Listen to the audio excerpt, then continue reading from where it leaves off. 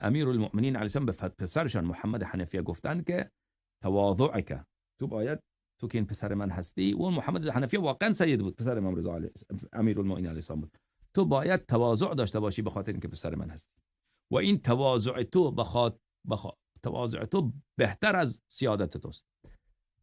اینو من براتون نشان بدم.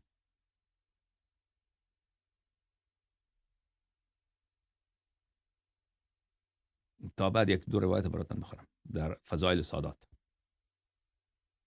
این کتاب اعتقادات شیخنا الصدوق رحمه الله هست، اعتقادات صدوق رحمت الله علیه. بله، در اینجا ملاحظه بفرمایید، صفحه 112. قال امیر المؤمنین علیه السلام لابنه محمد بن الحنفیه، فرمودند که تواضعک فی شرفک اشرف لک من شرف آبائک. خیلی حرف بالایی است. این که تو فروتن باشی، به خاطر نسبت تواضع داشته باشی. تواضع یعنی خودشکستگی، نه این که تو بیای دیگران را تحقیر بکنی. تازه محمد حنفیه سیادتش 100%.